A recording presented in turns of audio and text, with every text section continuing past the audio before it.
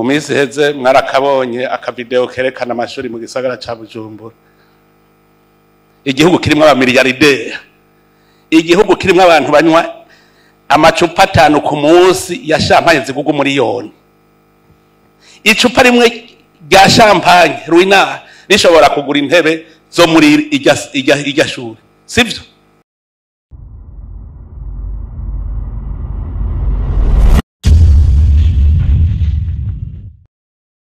Ndabaramukije abandi ndabahaye mwiriwe bivanye naho muherereye niteka n'umunezero ntangere byo gusubira kwa namwe mwe banywanye mukurikira iyi mbonesha kure yacu ari no yanyu Shiramatsiko TV. Imbonesha kure imwe rudende dushikiriza inkuru n'ibiganiro utaronka ahandi. Ayo namajambo yashikirijwe n'umukuru w'igihugu cy'u Burundi General Evariste Ndayishimiye, ariko benshi bakavuga ko niba akwiye kuhanura indongozi yagakwiye guhera mu rugo iwe, kuko nta bantu bangiza itunga ry'igihugu nk'umuryango wiwe, uhereye ku mutambukanyi wiwe wambara imyenda izimbye cyane ndetse agakora ibikorwa bitandukanye byerekana ko aba ariko arasesagura itunga ry'igihugu. Ariko Perezida Evariste Ndayishimiye akabandanya kuvuga abasesagura itunga ry'igihugu mu gihe bizwi neza ko umuryango wiwe uza imbere mu basesagura itunga ry'igihugu. Hari amajambo menshi ateye ubwoba kandi atangaje yashikirijwe na Perezida Evariste Ndayishimiye, ariko abarundi bakavuga ko igihe cyari kigeze Perezida Evariste Ndayishimiye agaheba ingendo yihaye kubahenda, kuko biboneka neza ko amajambo ashikiriza adahura n'ibyo akora, kuko avuga amajambo aremesha kandi ahumuriza, ariko kugira ngo azashirwe mu ngiro bikaba ibintu bigoranye cyane, wamengo nyine ibyo avuga siwe uba wabyivugiye. Perezida Ndayishimiye arababajwe cyane n'abantu banywa imivinyo n'inzoga zizimbye kandi hariho abanyeshuri biga bicaye hasi. Abantu muhanura umukuru w'igihugu murakwiriye kuza muramutegurira neza ijambo asoma mu bihe bihambaye by'igihugu, kuko Perezida Evariste Ndayishimiye ari kujya avuga amajambo akomeye kandi amajambo ateye ubwoba ashobora kumukwegera akarambaraye mu minsi iri imbere, kuko amajambo ariko aravuga wamengo ariko arayabwira abandi, kandi bizwi neza ko amajambo avuga yagakwiye kubanza akayibwira umutambukanyi we ndetse na bamwe bagize umuryango wiwe bariko barakora amakosa akomeye cyane ngaha mu gihugu cy'u Burundi, kuko buke wenyine ariko arihamagarira ibibazo bikomeye cyane, kuko amajambo ariko aravuga n'amajambo ateye ubwoba kandi n'amajambo yerekana ubusuma buriko burakorwa n'umuryango wiwe. Ubwo urugo rwiwe ntiruri mu basesagura ubutunzi bw'igihugu mu bintu bya mbere bizimbye, kandi abana b'u Burundi bicaye hasi mu mashuri. Ni ibintu bibabaje cyane kandi biteye isoni nyine biriko biravugwa na Perezida Evariste Ndayishimiye, ariko abarundi bagategereza ko ashira mu ngiro ibyo aba yavuze bagaheba, kuko yagakwiye kujya ahanura izindi ndongozi yahereye mu rugo iwe. Hari amajambo menshi yakirijwe na Perezida Evariste Ndayishimiye tuza kugaruka ko mu idonido ry'aya makuru, ndetse tukabwira n'andi makuru menshi atandukanye ariko aravugwa ngaha mu gihugu cy'u Burundi, aho ari kuvugwa amakuru ateye ubwoba agaragaza ko umwanya n'umwanya ibara rishobora kugwa, kuko biramaze kuboneka ko ibibazo bitandukanye bihanze igihugu cy'u Burundi bimaze kurengera Perezida Evariste Ndayishimiye, nawe akaba yarabuze icyo akora n'ico areka, ariko benshi bakabona ko impamvu ibibazo byabaye byinshi ngaha mu gihugu cy'u Burundi byaturutse ku makosa ahambaye yakozwe na bamwe mu bagize inzego z'igihugu ngaha mu gihugu cy'u Burundi, cyane cyane indongozi zo ku rwego rwo hejuru harimo na Perezida Evariste Ndayishimiye, kuko ikigega c'isi FMI kireba uby'ubutunzi cyavuze ko Perezida Evariste Ndayishimiye ari wo wa mbere wiba igihugu, kandi bakavuga ko nyine igihugu cy'u Burundi cibwa imiliyaridi y'amadolari ku mwaka. Ayo akaba ari amafaranga menshi cyane yagakwiye gukora ibikorwa byinshi bitandukanye ngaha mu gihugu cy'u Burundi, ariko bikarangira yigiriye mu mifuka akarwi k'abantu bace cyane barongoye igihugu cy'u Burundi. Byose nyine twabibateguriye tugiye kubashikiriza mu idonido ry'amakuru. Wifuza kuzajya bo mu mbere bashikirwa n'inkuru n'ibiganiro bene nk'ibi, ico ubusabwa nta kindi no gupyonda kuri sabone, kugira ngo uko dushizeho amakuru n'ibiganiro ujye uba wa mbere mu gushikirwa nabyo. Shobora kuba ndi umukomanda mubi cyane, si kera ni 2027 bamuratora umukomanda mwiza, muratora umukomanda mwiza kuko nshobora kuba ndi umukomanda mubi cyane. Ayo ni amajambo Perezida Evariste Ndayishimiye yavuze, ariko biboneka ko ari amajambo yuzuye umwiheburo ukomeye cyane, kuko birazwi neza ko abo mu mugambwe wiwe bahize ko byanze bikunze atazashobora kubatwarana ikindi kiringo. Akaba ariyo mpamvu nyine nawe ariko arashikiriza amajambo ateye ubwoba kandi amajambo yuzuye umwiheburo, kuko biraboneka neza ko ibibazo biri mu gihugu cy'u Burundi byaramaze kumurengera ku rugero nawe ubwiwe abona ko atakishoboye kubitorera inyishu. Akaba ariyo mpamvu nyine atanguye gusaba ko mu matora ya 2027 batora undi mu perezida arongora igihugu cy'u Burundi, kuko we nyine abona ko yananiwe inshingano zo kurongora u Burundi. Mugabo ndababwiye njewe mu byo nzi nuko nategerezwa kubereka aho muri ko murahuba. Evariste Ndayishimiye umukuru w'igihugu yariko abwira indongozi avuga ko zidashaka kubwirwa no gukosorwa. Yavuze ko atabyo gupyina bikihari, kuko yasanze abakozi b'igihugu aribo bafasha mu kwiba iby'igihugu. Perezida Ndayishimiye amenyesheje kandi ko hari abakozi bahindurirwa aho bakorera kubera abanze kurya igiturire.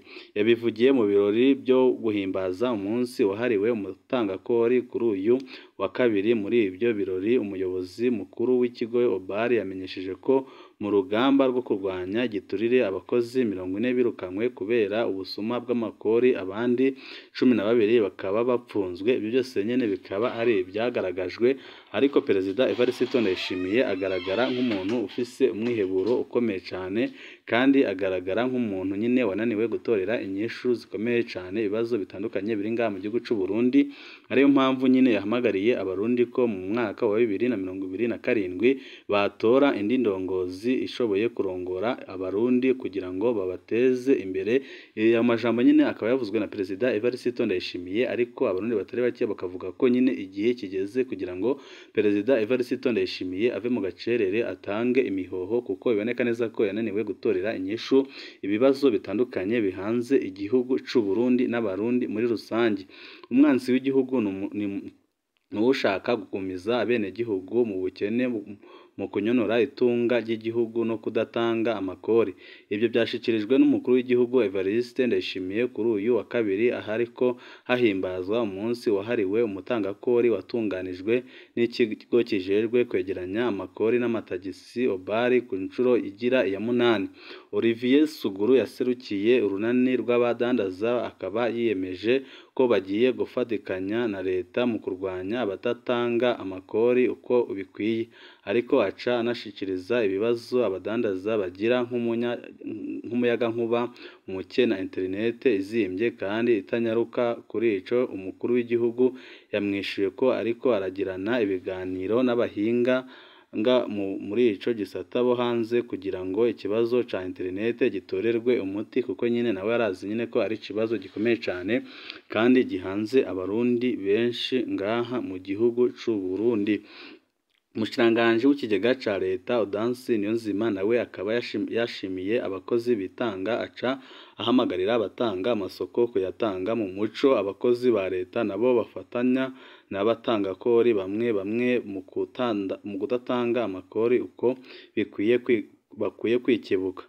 Kuri ico kibazo c'abakozi ba Obari ngo abo baba bafatikanya n'abanyonyozi, umuyobozi mukuru w'ico kigo Jean Claude Manirakiza yamenyesheje ko abashika 40 bamaze kwirukanwa mu kazi, ndetse ngo hari n'abari mu minwe y'ubutungane bariko barakurikiranwa kuri dosiye ijanye n'ibiturire.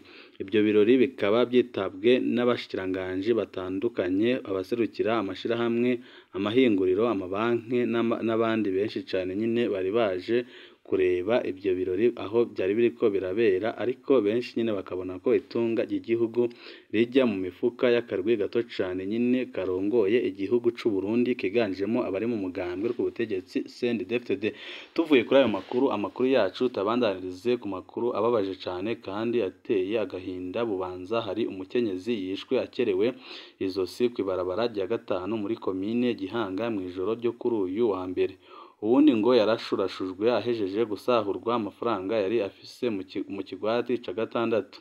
Amakuru ava Igihanga avuga ko yishwe yari ahimukiye vuba, ndetse ko atari akibana n'umugabo wiwe. Ikiziga ciwe bagisanze imbere y'umuryango w'inzu yiwe. Wikekwa ko ubwo bwicanyi bivugwa ko bari bamaranye umwanya utari muto. Kuri uyu wa mbere yafashwe n'igipolisi ku mvo z'amatohoza. Muri ico cigwati ca gatandatu naho abanyagihugu bamenyesha ko ibintu bitari bike byari byibwe mu mihana ine n'umurwi w'abantu bane. Mu byibwe harimwo ibikoresho byo mu nzu, amakinga, ibinyobwa bya Braludi n'ibindi. Mu ntwaro bamenyesha ko mu nzu zine zasahuwe basanzeyo umutamakazi bamwiba ibyo atunze harimwo n'amafaranga ngo basize bamufashe ku ngufu bamubwira ko hamwe yotabaza baca bamwica nk'uko nyine basanzwe bakora ayo mabi. Abantu babiri mu bagirizwa ubusuma bafatiwe mu mirima y'ibigori bariko baranywa inzoga baraye bibye nk'uko amakuru ava igihanga abyemeza. Abandi ngo baciye biruka. Abo babiri bashikanywe ku kirindiro c'Inyamiramabi igihanga, baciye banka kubakira kuko bari bakubiswe cane n'abanyagihugu. Mu gipolisi bategetse ababazanye kubanza kuja kubavuza kugira ngo baje baza gukurikiranwa imbere y'ubutungane kuri ibyo byaha by'umurengera bakoze, kandi ibyaha bikomeye cane bijanye n'ubusuma no gufata ku ngufu ndetse no kugandagura. Amakuru yacu tabandanirize Rumonge aho abantu babiri bo muri komine Burambi barahagaritswe n'igipolisi kuri uyu wa mbere. Bikekwa ko icaha co gufata ku ngufu abigeme, ariko umwe niwe yinjiwe agasho k'igipolisi mu Rumonge ku mugoroba. Uwo ariko arakorerwa dosiye nk'uko mu gipolisi babimenyesha, ariko umunyeshuri yafatiwe kuri ese kominari Irutwenzi we bivugwa ko atarashikakira Inyamiramabi Burambi. Amakuru ava ku Rutwenzi avuga ko yahagaritswe ku mutahe w'umushikirizamanza wa Repubulika mu Rumonge wo kuwa 30 Munyonyo, ngo yafashwe n'umupolisi ari kumwe n'umubyeyi w'umwigeme yoba ubu yibungenze, ariko ntawurashikanwa mu gipolisi Burambi nk'uko Inyamiramabi zaho zibivuga. Kubwa yandi makuru ava ku Rutwenzi, umubyeyi w'umwigeme yoba yaciye aja kurondera ababyeyi b'umuhungu ngo bumvikane. Umushingwamanza akaba n'umwe mu baharanira agateka kazina muntu mu Rumonge yibutsa ko ufashije muri mwene iyo myumvikano ahanwa nk'uwakoze ico caha. Silvani Majwe Sindayigaya ko ibyo byaha uwo byagirije abwirizwa kumara igihano aba yaciriwe, kuko nyine ni icaha gikomeye kandi ni icaha kimaze kwibonekeza ngaha mu gihugu c'u Burundi. Ayo nyine akaba ari amakuru atandukanye aba ariko aravugwa ngaha mu gihugu c'u Burundi. Wipfuza kuzajya uba mu ba mbere bashikirwa n'inkuru n'ibiganiro bene nk'ibi, ico busabwa nta kindi no gupyonda kuri sabone kugira ngo ko dushizeho amakuru n'ibiganiro ujye ubu wa mbere mu gushikirwa nabyo. Mu kandi kanya kari buze andi makuru ahambaye cane turi buze kubashikiriza arabana n'umwiheburo ukomeye cane Perezida Evariste Ndayishimiye afise, kubera ko yamaze kumenya ko adashobora kongera gutwara ikindi kiringo, kuko arazi neza ko abo bahanganye ari abantu bahambaye cane kandi bakomeye ko bigoye ko yabatsinda. Akaba ariyo mpamvu nyine asigaye ashikiriza amajambo ateye ubwoba kandi yuzuyemwo umwiheburo. Byose nyine muraza kubikurikira kuri nombonesha kure mu makuru yacu ari buze gukurikiraho. Amakuru yacu murazi neza ko ari akagaruka. Ibihe byiza nibyo ndabipfurije.